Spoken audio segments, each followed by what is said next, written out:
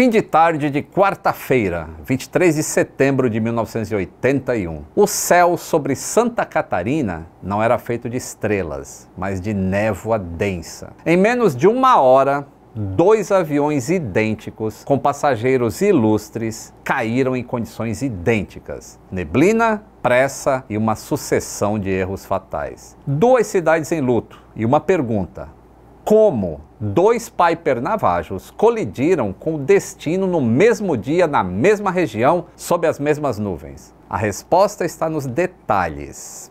Senta, que lá vem história.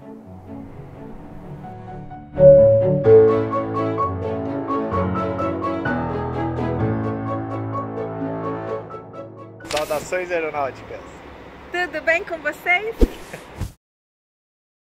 Tudo bem. A história de hoje nasceu de um tweet do teacher Fábio Emerim, cujo pai trabalhou nas lojas JH Santos. Então vamos voltar um pouco no tempo para entender como que era o país nessa época. A inflação anual beirava os 96%, corroendo salários e forçando o governo a lançar sucessivos pacotes de emergência, os famosos planos econômicos que ferravam todo mundo. Mesmo assim, a trilha sonora que tocava nos rádios era animada, sabia? Aqui no Brasil, a campeã de pedidos era Baila Comigo, de Rita Lee, enquanto lá fora rolava Endless Love, com Diana Ross e Lionel Richie. Era um Brasil tentando ser otimista em plena tempestade econômica. Hoje não estamos mais em uma tempestade econômica, mas vivemos uma era de golpes online. E é justamente por isso que eu uso o VPN da Surfshark. Porque em tempos de internet aberta, onde tudo que você faz online pode ser monitorado, manipulado ou até bloqueado, dependendo de onde você está, ter controle sobre a sua própria informação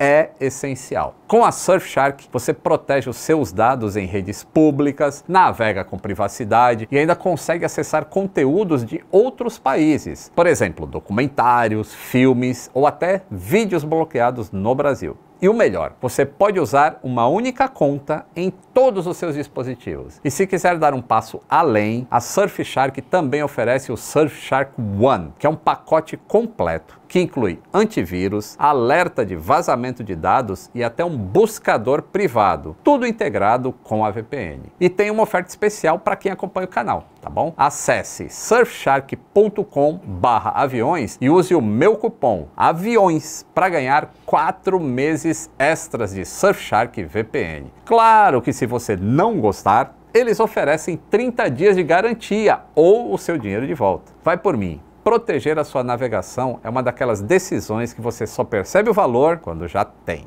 Acesse surfshark.com/aviões.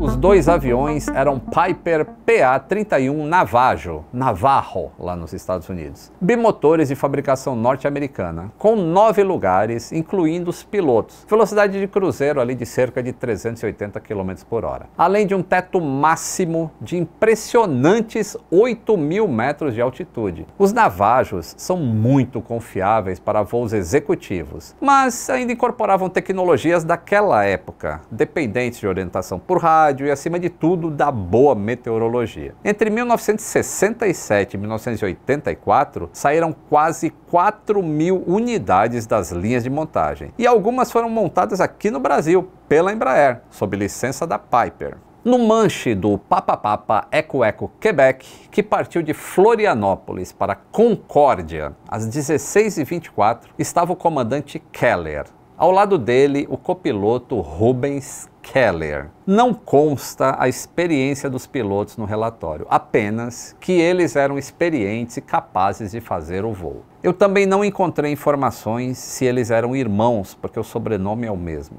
No pequeno bagageiro do Navajo, algumas valizes e expectativas dos passageiros. O secretário catarinense Hans-Dieter Schmidt, o presidente da Associação Comercial de Florianópolis, Lédio Martins, e o empresário Félix Araújo Santos, que viajavam para discursar na inauguração da nova loja JH Santos. A JH Santos era uma rede de lojas gaúcha que teve grande sucesso no passado, especialmente ali nas décadas de 1970 e 1980, conhecida pela promoção Barbadíssimas e por ser o primeiro crediário de muitos gaúchos. A empresa enfrentou dificuldades na década de 1990 e decretou falência em 1997.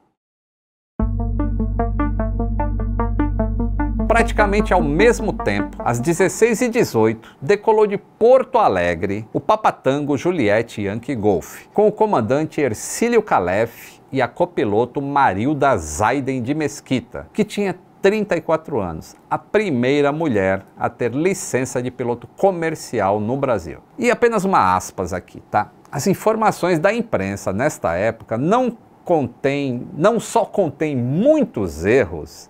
Em alguns jornais, por exemplo, a Marilda aparece como esposa do Hercílio e com o sobrenome de Calef. Em outros, com o sobrenome errado. E eu vi diversas grafias diferentes do nome dela. Então eu assumo que o nome correto dela é o nome do aeroporto que foi batizado em homenagem, que é Marilda Zaiden de Mesquita. Junto com ele seguia o secretário gaúcho Antônio Carlos Berta e 4 empresários, entre eles Fábio Araújo Santos, que era irmão do Félix, que estava decolando naquele momento no Eco Eco Quebec, em Florianópolis. Coincidência?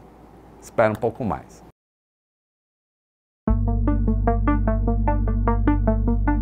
Durante a subida, tudo parecia manual de marketing de aviação. Os motores convencionais Lycoming TI-O 540 Turbo roncando ali parelhos. Na cabine de passageiros, provavelmente, houve muita conversa sobre a cerimônia que ia acontecer à noite. E o controlador de tráfego aéreo de Curitiba informou condições VMC sobre a serra. Isto é, estaria um voo visual tranquilo. Mas conforme o voo avançava para o oeste, uma névoa espessa subia do vale do rio Uruguai e cobria a região de Concórdia. Toda a região encontrava-se sob os efeitos de uma pós-frontal estacionária, com sérias restrições de visibilidade. E daqui em diante eu preciso simplificar alguns termos aeronáuticos para o entendimento, tá? Quando a visibilidade cai abaixo do mínimo para enxergar a pista, o voo deixa de ser VFR, que é Visual Flight Rules, e passa a exigir IFR, Instrument Flight Rules. Em vez de olhar pela janela, o piloto passa a confiar nos instrumentos do painel. Chama-se isso de voar em IMC, que é Instrument Meteorological Conditions. Para ajudar a localização da aeronave numa época sem GPS, existiam auxílios de rádio, como o VOR. Ele aponta uma direção que o avião tem que seguir. E o DME, que diz qual a distância que você está para uma estação de VOR. O problema é que em 1981, Concórdia não tinha nada disso. E até hoje não tem. Só opera sob condições visuais.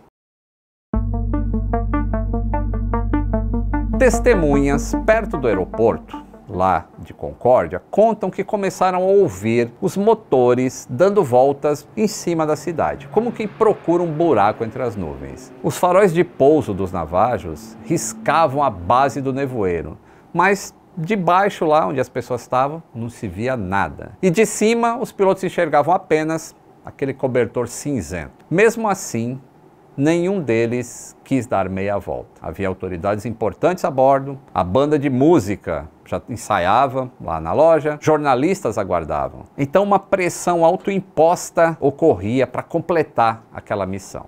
O avião gaúcho chegou primeiro. Próximo ao través de Lagoa Vermelha, a 120 km de distância de Concórdia, ele ouviu outra aeronave que sobrevoava a região, informando que as condições meteorológicas ao sul da cidade de Concórdia estavam melhorando. Então o Juliette Yankee Golf chamou o controle de Porto Alegre solicitando o cancelamento do plano de voo por instrumentos, às 15h53, e foi autorizado a prosseguir para Concórdia, no nível de voo 0,45, ou seja, 4.500 pés, e em condições visuais. De acordo com o reporte meteorológico expedido pela Táxi Aéreo Rio Sul, às 17 horas, as condições meteorológicas em Concórdia eram desfavoráveis ao voo visual e o aeródromo encontrava-se fechado. O Yankee Golf não chamou nenhuma vez a rádio lá de Concórdia, porque o aeroporto ele não possui torre de controle. E por isso, por não ter chamado a informação de rádio, os pilotos desconheciam até as reais condições de tempo por lá. O Navajo então passou sobre a cidade de Concórdia a baixa altura e foi avistado por testemunhas que viram ele tomando a direção do aeródromo entre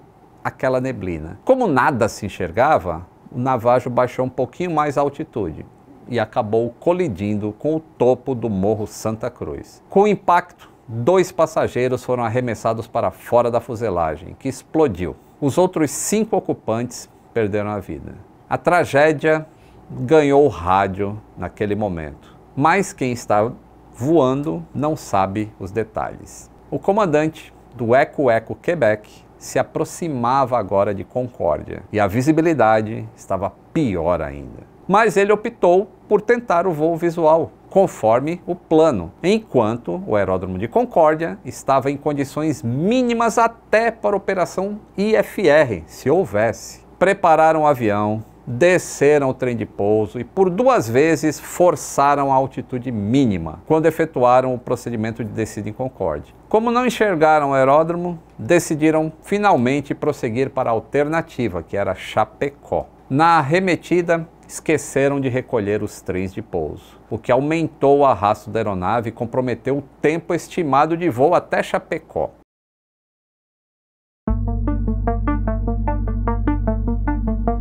Na rota entre Concórdia e Chapecó, os pilotos resolveram circular algum tempinho sobre a linha Gramadinho. Segundo moradores da região, estava tudo completamente encoberto por nuvens que reduziam a visibilidade horizontalmente a menos de 200 metros. Eles ouviam o barulho do avião dando voltas, mas não viam absolutamente nada. Na velocidade de cruzeiro, o Navajo levaria 11 minutos de onde ele estava em Concórdia até Chapecó. Mas é provável que tenha ocorrido uma desorientação espacial em virtude do trem de pouso ter sido esquecido embaixo. E os pilotos iniciaram a descida 16 minutos depois de abandonarem Concórdia e colidiram com o morro da linha Gramadinho, em Ceará, a 20 quilômetros de Chapecó. Depois do primeiro impacto, que deixou os trens de pouso no pico do morro, o avião prosseguiu em uma curva descendente pela esquerda, colidindo com a encosta do morro e explodindo no impacto. Não houve sobreviventes. O relógio de pulso de Lédio Martins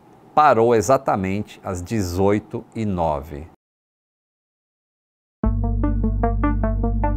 Esse acidente ainda hoje é considerado estranho por conta das inúmeras coincidências que ocorreram. 2 aviões Navajo, 2 decolagens com minutos de diferença de cidades diferentes, 5 mortos em cada aeronave, 2 secretários de indústria e comércio de estados diferentes, 2 presidentes de associações empresariais diferentes, 2 irmãos em aviões diferentes. Os acidentes foram separados por apenas 50 minutos entre um e outro e apenas 50 quilômetros entre eles. 2 colisões com o terreno. Se fosse um roteiro de Hollywood, ia parecer um exagero, né?